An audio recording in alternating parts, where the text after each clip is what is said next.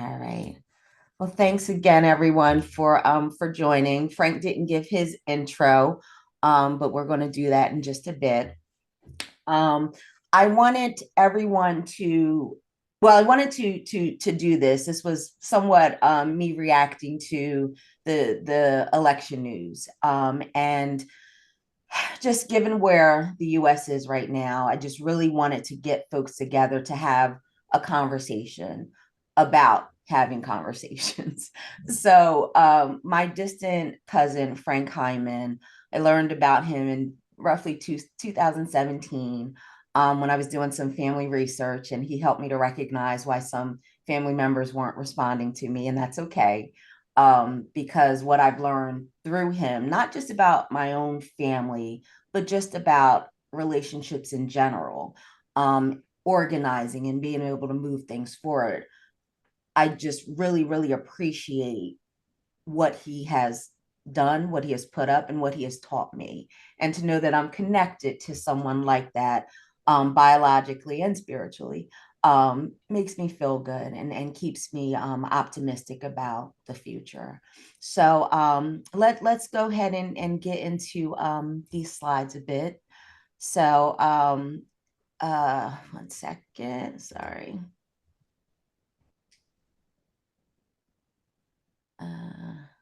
Okay. All right. So the agenda, the agenda. Ground rules. I don't think I need to go into a whole lot of detail about that, but we know what the expectations are. You know, PG-13 language, and that's a challenge for me. Me too. Guilty. Okay. And no bashing want anyone and just being kind. So I think we can all do that well here. All right. The next thing is we're going to get into the intro. My cousin Frank. I'm going to share with you a little bit of the Hyman Gibbs connection. We're going to spend the bulk of the time talking about racism in America. There is a Q&A segment, but since this is a small group, we're going to keep it going throughout the conversation. So after I asked Frank one of the questions that I have put to him, and these were developed previously because I don't like to get anybody off of their game or drop bombs on folks. So I'm like, let me get him my questions ahead of time. So I did that. So after he answers a question, I'll open it up to you guys for your questions and your thoughts. And that's about it. So on the right hand side is baby Yvette. And at Mhm. the top is the ancestor that connects both Frank and I, Canavas Hyman. So he's my third great grandfather. What is he to you, Frank? Oh, I'll be honest. I have a book of the family's genealogy. I sent you some photos from it Yeah. yesterday, but I'm not much invested in the genealogy. Okay. I happened to run across Canna in the context of an opinion piece I was writing, and so yeah, I know he basically. I know like a tiny bit about him. I know I have some connection, but I have not followed the threads Okay. Okay. connection. It's Yeah. hard because we got some kissing cousins. So Yes. Right. Yes. so once I do my research or get the documentation together, I'll be sharing it with you too. That would be lovely. Thank you. Okay. All right. So let's go on to the next. Ground rules. We broke this down. Be considerate, also be kind, mindful of language. All right. So here is Frank. So Frank's parents served as sergeants in the Marine Corps. And we can have separate conversations about that, Frank, because my dad was in the military, he was in the Navy, and I got a lot from him. Yes, I can Frank, imagine. you never wanted a career. You make your living from 9 professions that you have mastered. And Yep. do you want to give us the nine? You want to run them down real quick? Yeah, I can do that real quick. It was let me say first that I spent my 20s as a very, very successful college dropout. I decided to leave school because I felt like this whole school thing was backwards, that before going to school, people should travel around, try different jobs, and find their calling in life or Mhm. callings.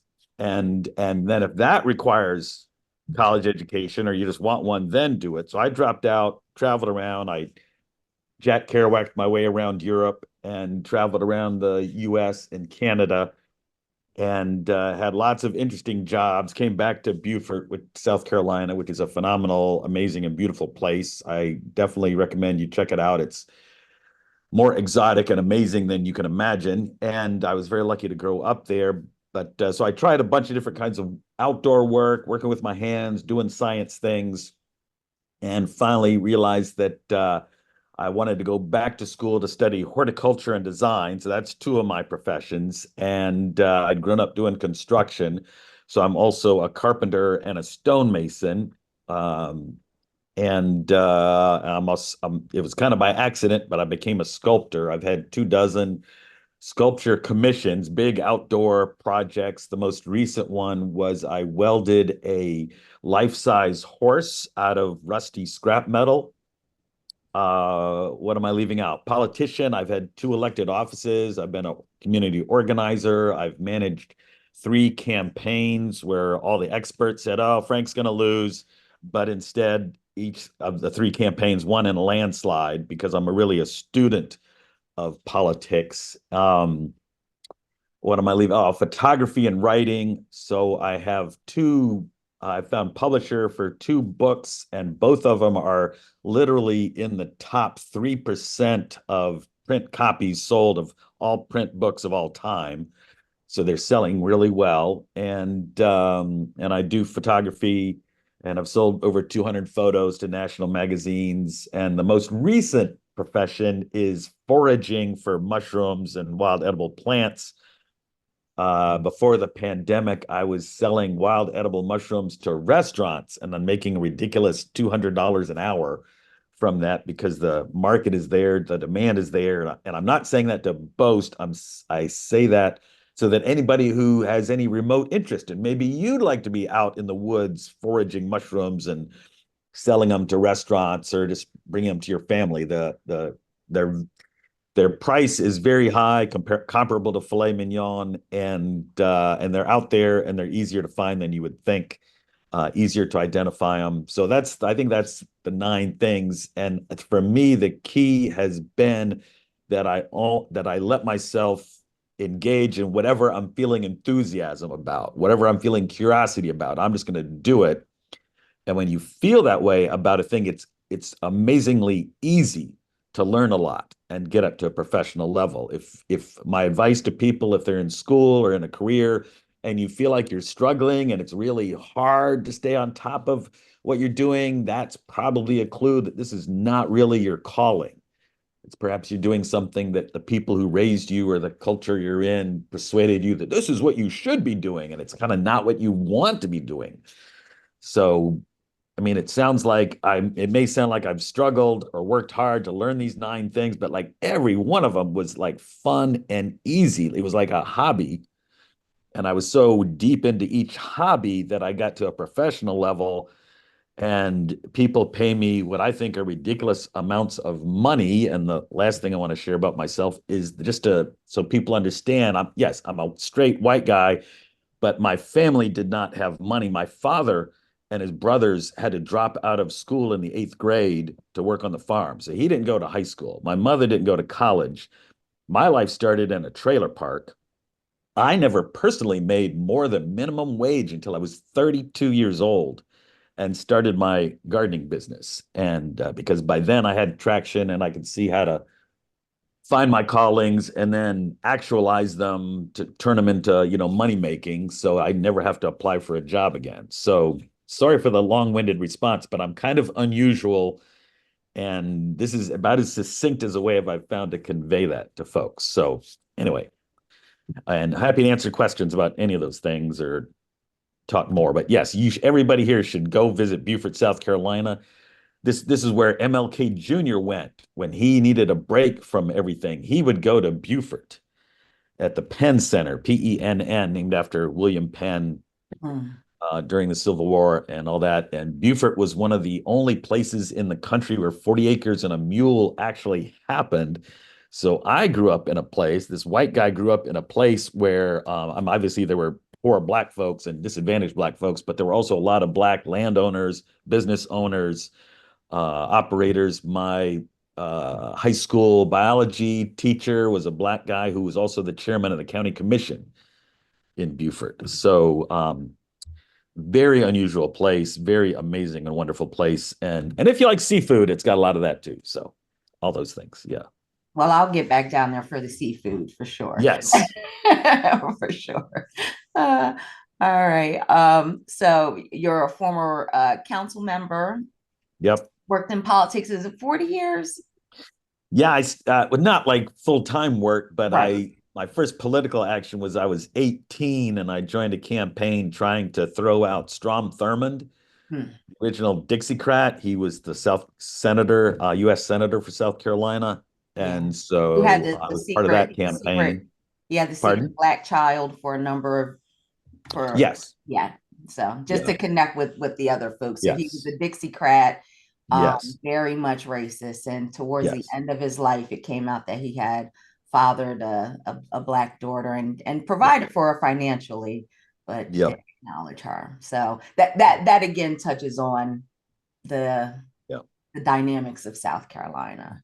Oh And my some God. of the Yes. things I want people to know. Even if, I mean, I'm that's my history. So, okay. So, policy analyst for Blue Collar Comeback, and I'll share out the website later. Your essays have appeared in the New York Times, Forbes.com, the Wall Street Journal, and your most recent book, How to Forage Mushrooms Without Dying, has sold 98,000 copies. So, okay, let's go to the next one. Does anybody have any questions before we move on about Frank's history, his nine professions? Okay to go to the next slide. Yes. All right. All right. So this is the Hyman Gibbs ancestry. So down to the bottom left, Canna Bass Hyman married Sienna Stone, and again, that's our connection. So J.S. Gibbs is my second great grandfather, and there is deeper connections there that I've just learned about because Frank just shared some information with me, but we'll have to do that on a separate call.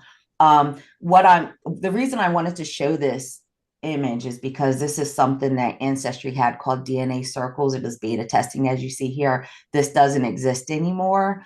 So during this period is when I was able to connect with the most Hymans because it was easy to see who they were, where the ancestors came from, and they shared a lot of information with me. And again, I appreciate that because my picture was there and they didn't have to, but they did. So we'll go to the next slide. So racism in America. This is how I first learned about you, Frank. I found this article. The Confederacy was a con job on whites and still is. And I circulated this article a lot within my circle of friends, even at work. And it helped me to start categorizing people the way you have described the yes, nos, and the maybes.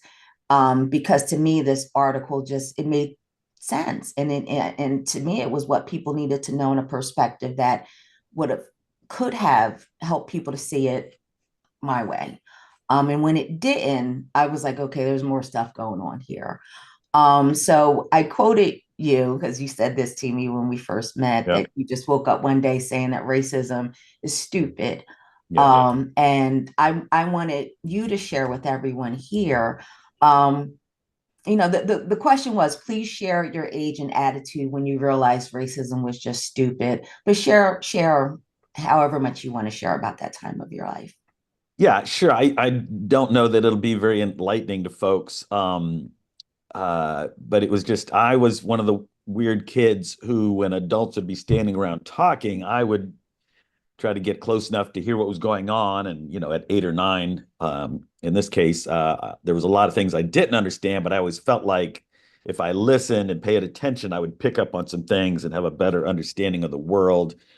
And so I was like 8 or 9 years old and out in the neighborhood, and there's like 3 or 4, 5 housewives standing around in somebody's front yard chatting, and I'm listening.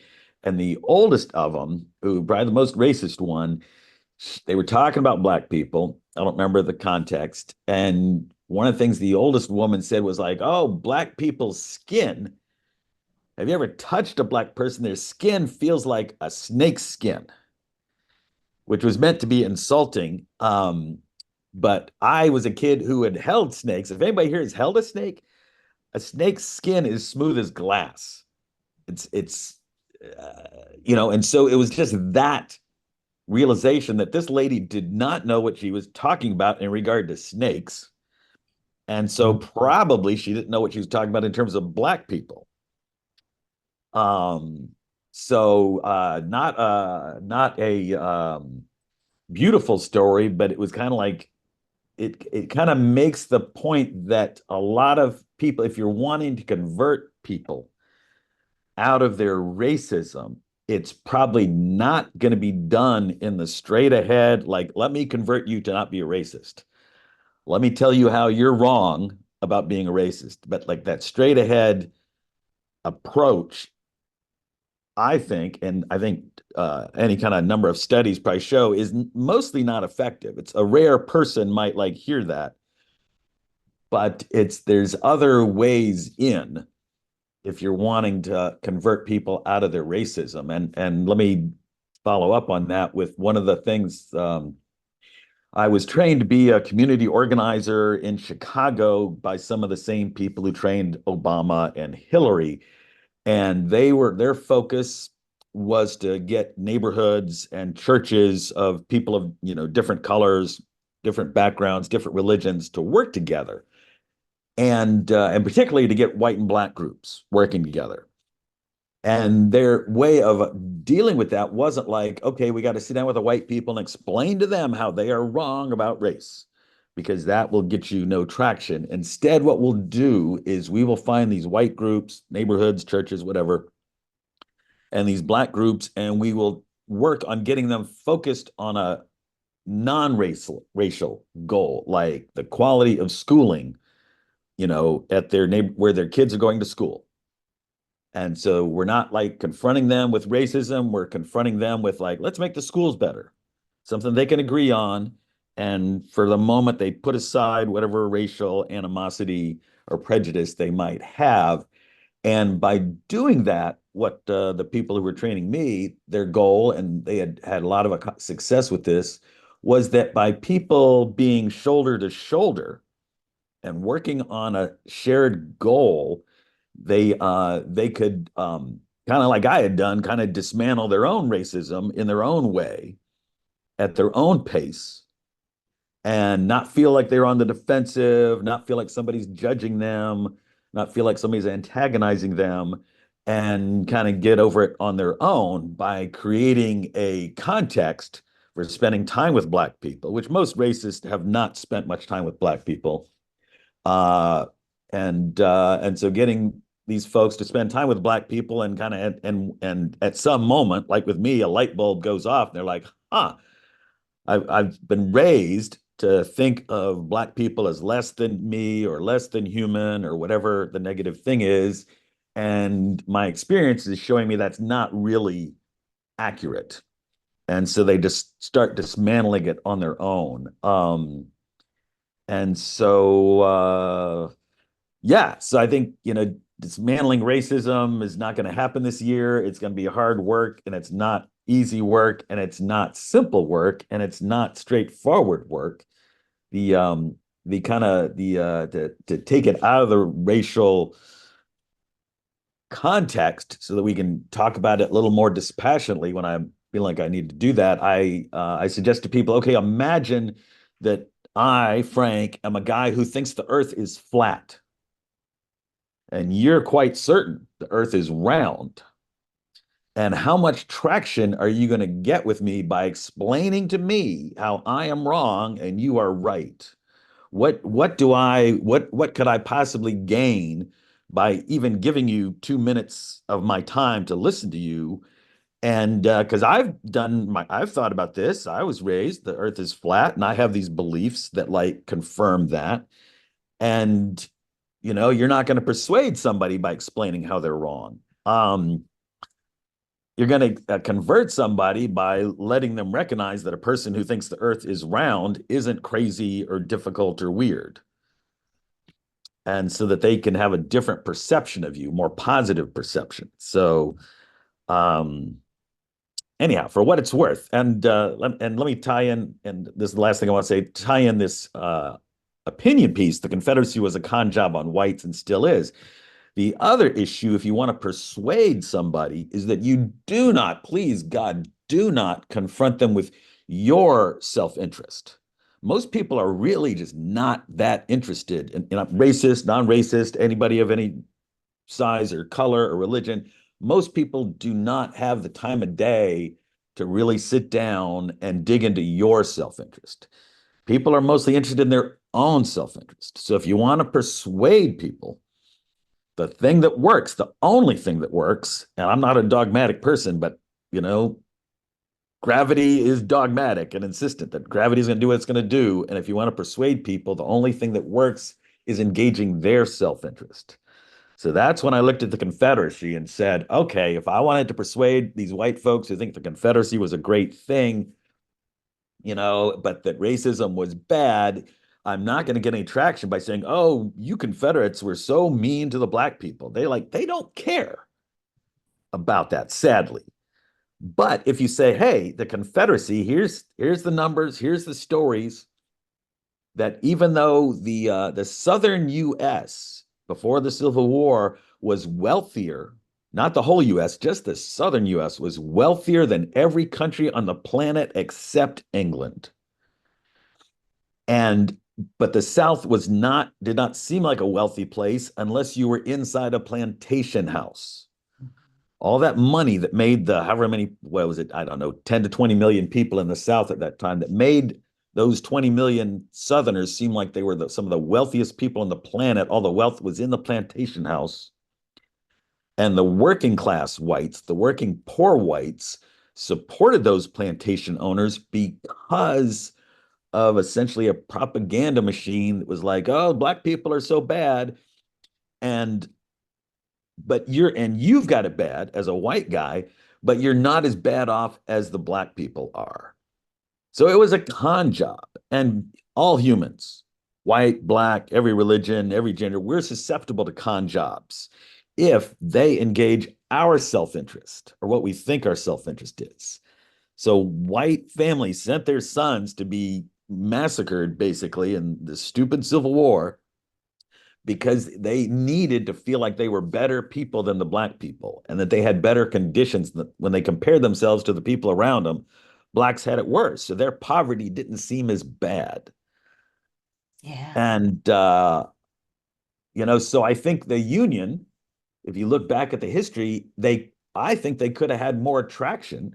There's probably still would have been a war, but they could have had more traction if instead of saying we need to free those slaves because this is bad for black people, because the white people in the South, 90% of them didn't care about that. But if it said we need to end slavery because slavery undermines you, white person, because even if you're a tradesman, you're a carpenter, stonemason, something like that, your pay and your chances for work are undermined because we'll take some of these slaves and we'll train them to be carpenters and stonemasons, and they will get to work, essentially for the price of room and board, and no one will want to hire you white carpenters. So when you put something, when you put yourself in the other person's shoes, and you go, what is okay? If I'm in the shoes of the person who thinks the Earth is flat, I need to address it in terms of what they believe. Yeah. Uh, and that's literally the only place for leverage if you want to change people's minds.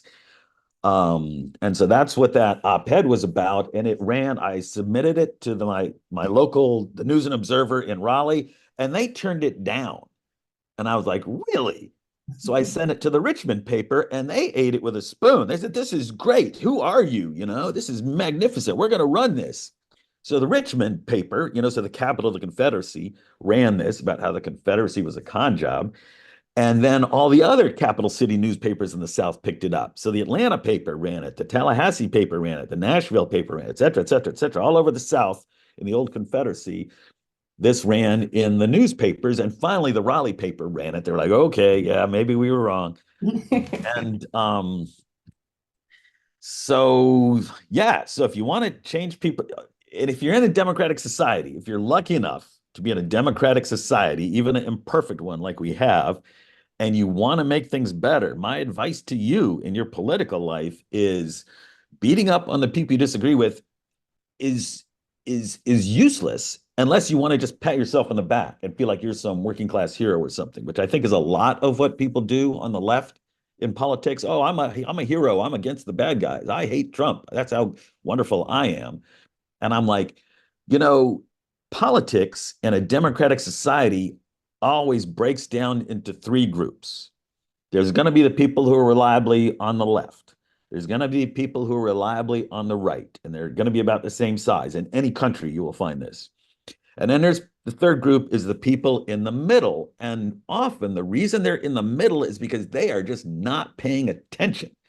And I'm not being judgmental about this, but it's like to come to a political decision, you kind of have to invest some time. And some people are too busy or too indifferent to invest their time. And so they're in the middle and they're kind of like not sure. And they're looking at the left and they're looking at the art, points made by the right. They're weighing these things. And if you're on the left and you're insisting, or your requirement is that the people in the middle have to agree with you on lots and lots of things, or you're going to be, you're going to dump on them on Twitter or whatever, then you get to lose. It just isn't any simpler than that. It's like there is no in a political in a democracy for you to win, you have to have a coalition, a majority coalition of imperfect allies. If you're the kind of person you need to litmus test everybody, and they agree with you on 9 things, but they disagree with you on 10, and you're gonna put on Twitter or that they're a bad person, or you're gonna work to cancel them because they disagree with you 1 out of 10 times, which is a real thing, sadly. I've been seeing this for uh, since I was on city council. It was like some people on the left would not want to even associate with a person they disagree with, as if they were afraid they were going to get cooties. You remember, right? Oh, I'm going to get cooties, if you touch me. And I think there are grown-ups, smart people with educations on the left, on the right too. Everything I say about the left, you can find something comparable on the right. And they kind of don't want to associate. Some friend of theirs believes something or thinks, oh, I don't like Trump, but he's right about this thing. And suddenly that person on the left says, oh, I'll get cooties because you said one positive thing about Trump. Mm-hmm. And so I'm not going to associate with you. And if I don't associate with you, I have no point of contact to be a persuasive influence. By engaging your self-interest, by presenting myself as a non-judgmental person. So, and probably some people listening can guess where I'm going with this. It's like, yeah, we lost in November, and most of the fault was on the left. And the only place we can improve things for 2028 is seeing where did we goof, fix those things, or dial them down. Because if you're invested in like, well, we lost, and it's because Trump is such an evil man, he's a rapist, he's a con man, and the people who voted for him, they must be bad people too. If that's your analysis, that's like you're condemning all of us to future defeats. Yeah. Because it's just like at home, it's if you're having a disagreement with your spouse and it's all about how they're a bad person, instead of you going, okay, maybe I was too harsh that last time. Maybe I overlooked their good contribution. They don't feel appreciated. If you don't look at what you're doing wrong, you really can't make your home life better.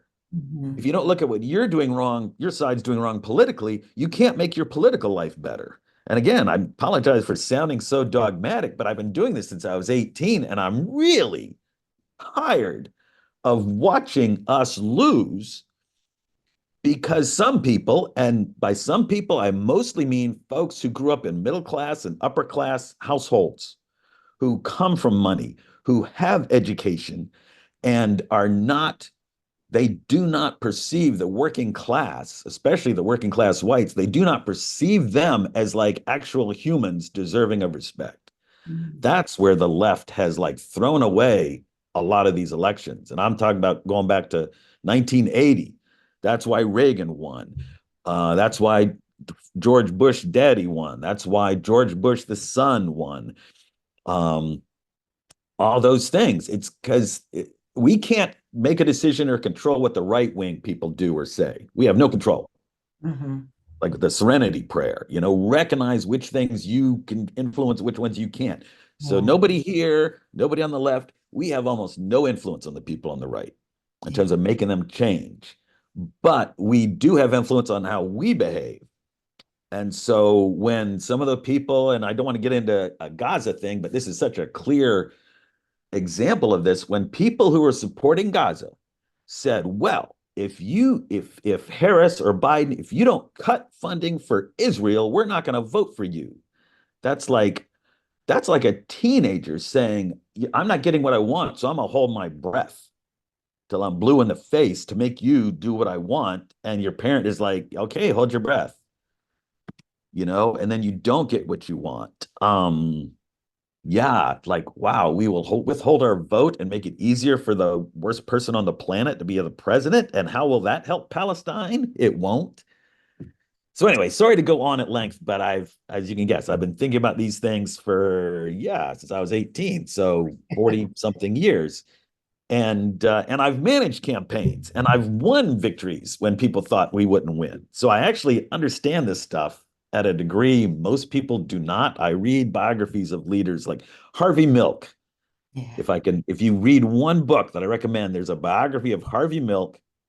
He was the first gay councilman in San Francisco. I think this was late 70s, early 80s, mid 80s, somewhere in there.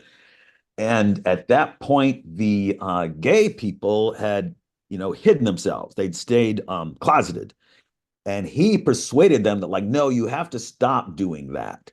You have to do something instead of waiting for Americans to be less homophobic. You have to do something different. You gay brothers and sisters, you have to come out.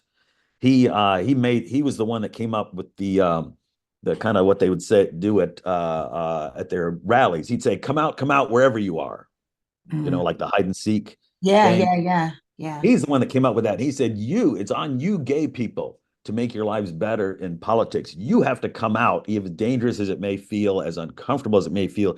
You have to decide that the people you disagree with are not going to give you cooties.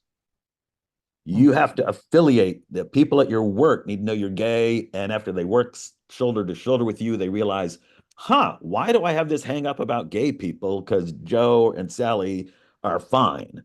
They're not bad for being gay. And so Harvey Milk was a big influence on me because he recognized it. Instead of like beating up on the opposition, he looked to his allies, his base, his constituents, says, we need to up our game. Yeah. This is the only way for And things to get better. And clearly it works.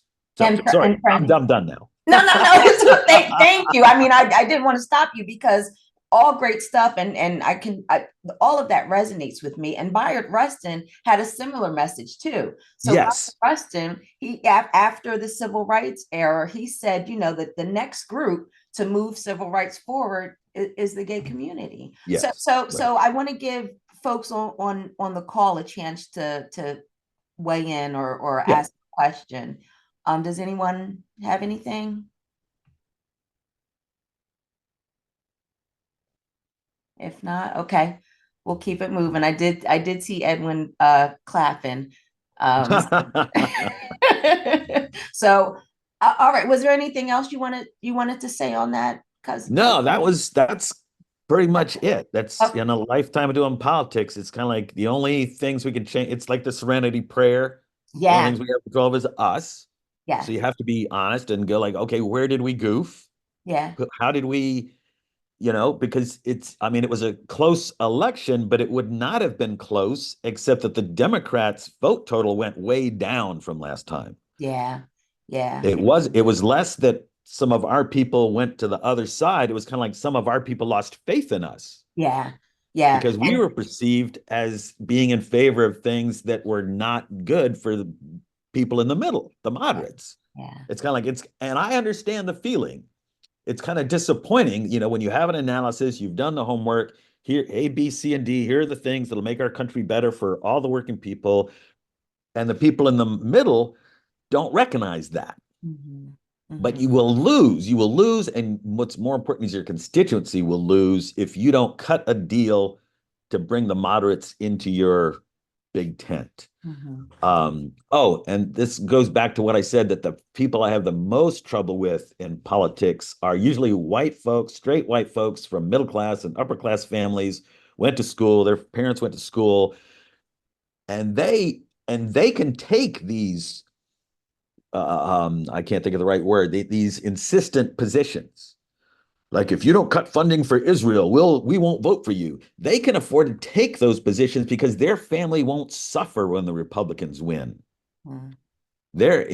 And with the working class suffers. The middle class mostly gets by and mostly does fine. The upper class does fine. And when it's kids from those families are providing the leadership on the left in the Democratic Party, they don't mind losing because to them, to lose the election is just proof of their moral superiority and the moral inferiority of everybody on the right and everybody who joined the right.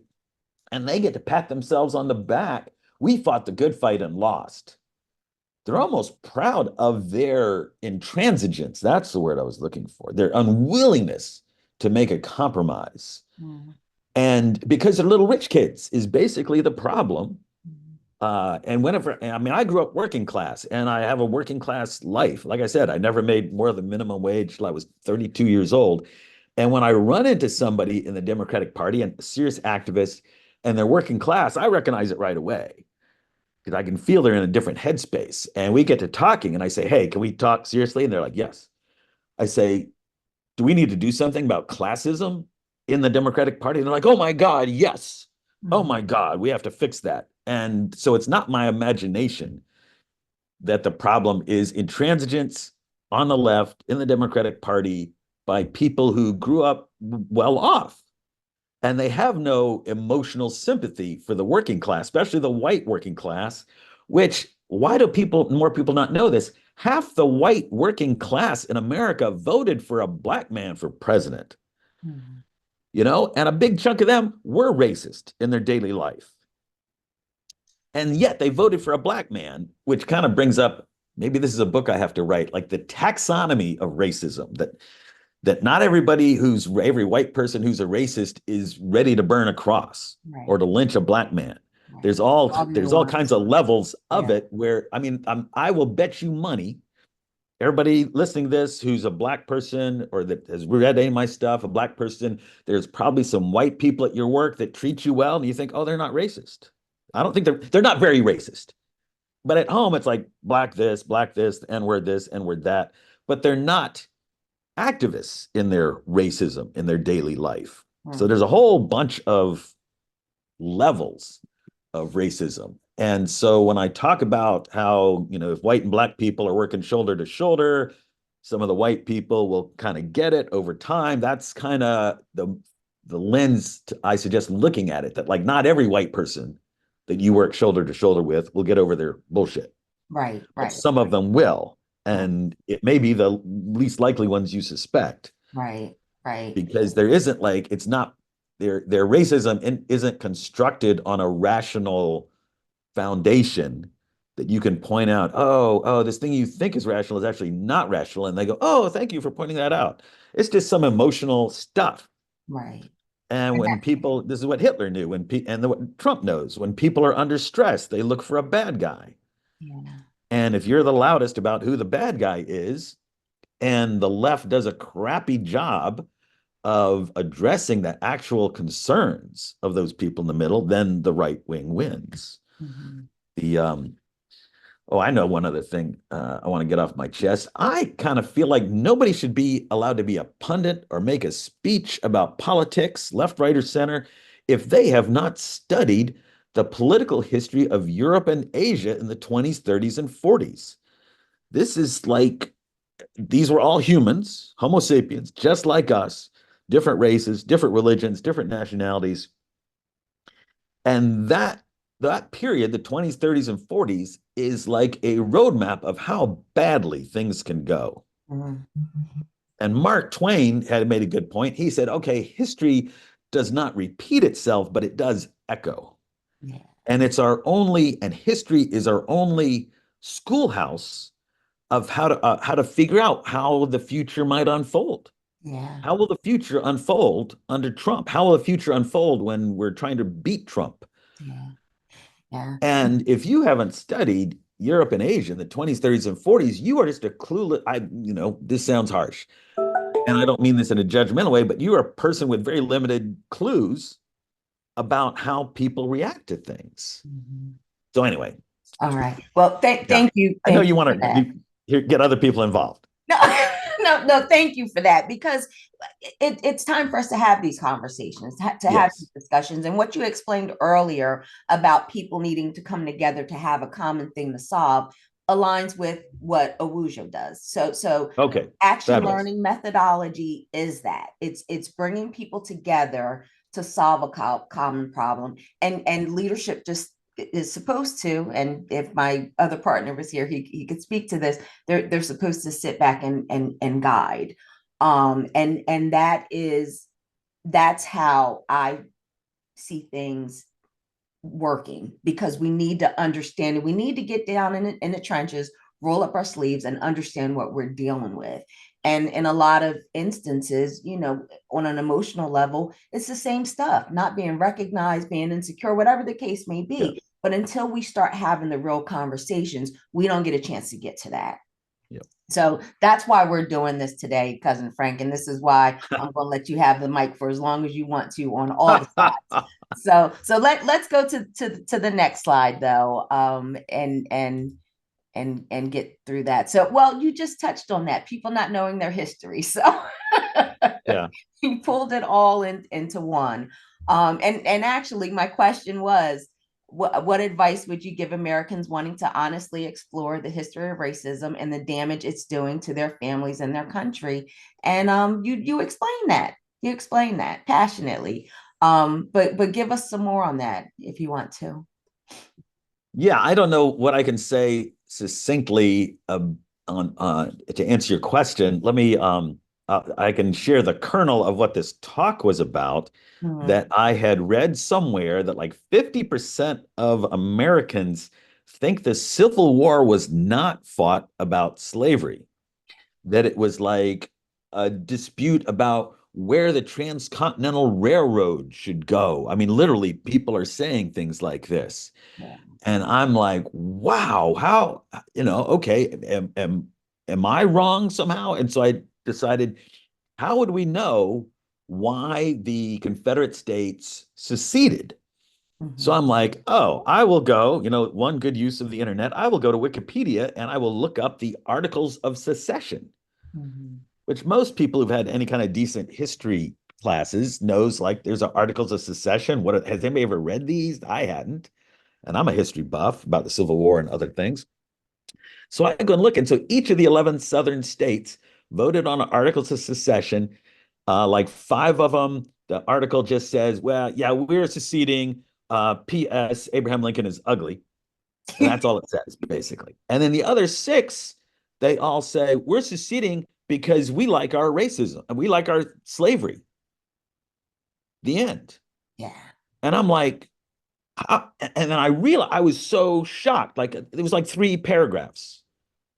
They're basically saying we're seceding, nothing about the railroad, nothing about foreign policy, nothing about Congress. It's just like we're seceding to protect slavery.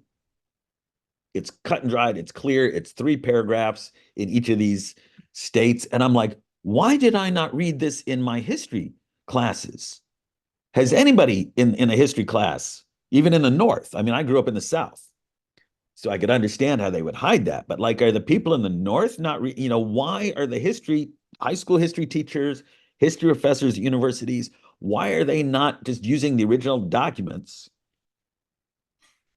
that they're leaving because of they want to keep their slavery? And so that half the country, and not just Republicans and not just, you know, Southerners, think that the slavery was not the main reason or the reason for the Civil War. And it's kind of like, and so I'm sorry if anybody's a history teacher, professor, but it's like, I think the history profession failed us. I just want to be blunt because it's like, there's no excuse Yeah. for these a handful of paragraphs that everybody coming out of high school should have read. Yeah. And there's no reason for half the country to think Civil War was not about slavery. It's, and I put it at the foot of the history teachers in high school, and I'm sure there's some small number that shared those articles of secession, because that's just cutting. A lot of things in history are not as cut and dried as that, but this is like Yeah. so. So that's basically what this talk was about, that the Confederates don't know their own history. They haven't read their own articles. The neo-Confederates haven't read their own articles of secession. Yeah. Dude, what the hell is wrong with you? Well, Yeah. so So so anyway, so let me add to that because yeah, I was taught right in my yeah, little Quaker town yeah, in Burlington, New Jersey. I was taught right. Well, when I left that area, and I realized that what I learned wasn't common knowledge. yeah, And then when I got in corporate and learned, it really wasn't yeah, common. It's like, oh my goodness. So, I do feel as though we're at a point where some supplemental information, yes, needs to be provided, and I would love to see curriculum changes happen. But I understand that that's going to be a challenge. yeah, Because of the way things work. And yeah. I'm just going to leave it at that. But we only have a couple more minutes, so I wanted to see if anyone on the call had anything that they wanted to say regarding the history component. And if nothing, that's okay. Oh, can Nothing I? about history. Yvette and Frank, just want to say this is just a fascinating conversation, and I'm really glad to be here. So thank you both for your time and for really bringing this forward. It's really empowering to start conversations like this. Not everybody has that privilege to be in conversations like these or be in a space similar to these, but it's all of it has been amazing, so thank you for that. Oh, you're Thank you, welcome. Saeed. Thank you. Thank you. Um, so if there's nothing else, let me go to the last question. Okay. So this is a kind of funny one. I pulled a name out of it, but I'm going to say it, Frank, since you came to Yeah, this conversation, fired up. So, at the end of the presentation that you did for the Durham County Library, there yeah. was someone who referred to you as a blend of MLK and Obama. Now, the name I left out is they also said Rush Limbaugh. Okay, yes, So you have been recognized as a blend of all those three. yeah. So Thank you. what message would you want to deliver to all Americans this holiday season so they can enjoy themselves, their families, and friends without having to leave their country or start a new tribe? Yeah, no, I'm glad to address that. So, yeah, for the short term, because of the election, things will be bad. There's no sugarcoating that. But I think in the long term, it will be good because I think some of the folks on the left who were promoting unhelpful things, like who treat anybody that disagrees with them as like having cooties and not worth respecting, their stock is going down right now, from what I can tell. And the folks on the left who are, I mean, just so people are aware, like I would support everything Bernie Sanders and Elizabeth Warren say. I would like, yes, do that. Everything they're doing in Scandinavia, I'd be like, yes, let's do that. Scandinavia is the best place on the planet for women and children. And if you're any kind of decent man, you're like, that's all I need to know.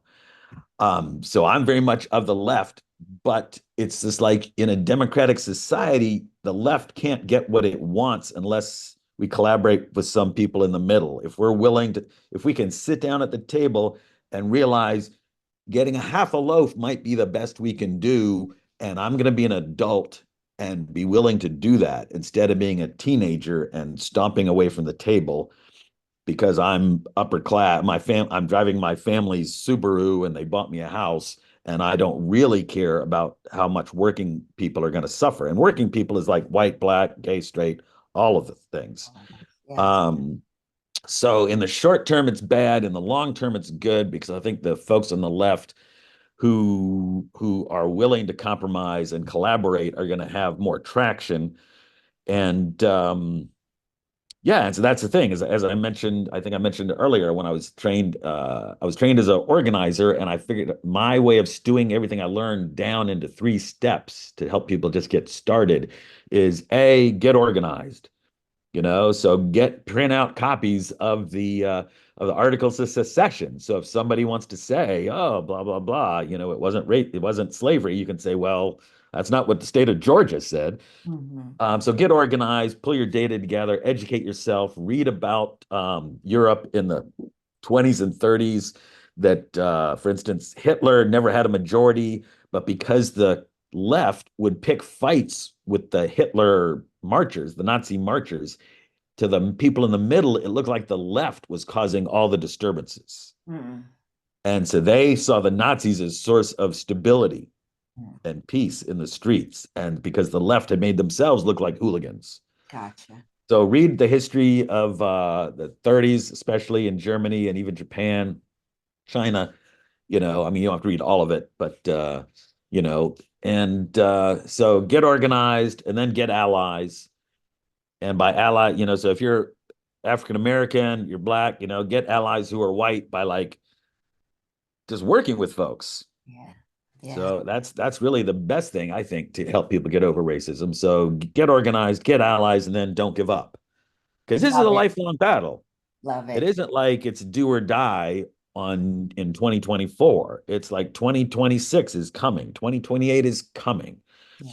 And we need to show up with our best selves. Yes. Willing to listen to people we disagree with, not thinking we're going to get cooties, things like that. Being willing to collaborate and compromise and realize that, okay, if all I can deliver for my constituents is half a loaf, I will take that. So I think we can turn things around. And I definitely believe that we can, and I can see it. So if I can see it, I can make it happen. If you can think it, you can achieve it. That's what they say. Yes, so agreed. Thank you so much. Thank you, Cousin Frank. Thank you, Cousin Frank. And we are at time, but I have a feeling that after this, there's going to be more calls for us to have our conversations, and we can share more. I'd be happy to do that. Okay, thank you so much. Thank you so much. So, Edwin Said, if you don't have any other questions, we can wrap this up. I did want to add some stuff, but I don't want to hijack the recording. Well, I mean, Cousin Frank, if you got time, I'm not going anywhere. Go ahead. Yeah, during the recording. Are you sure? Steve, I can take it off. Okay, let's say goodbye to everyone now. Bye, people. Bye. Thank you, everyone. Bye, everyone. Okay, hold on. Let me stop the recording.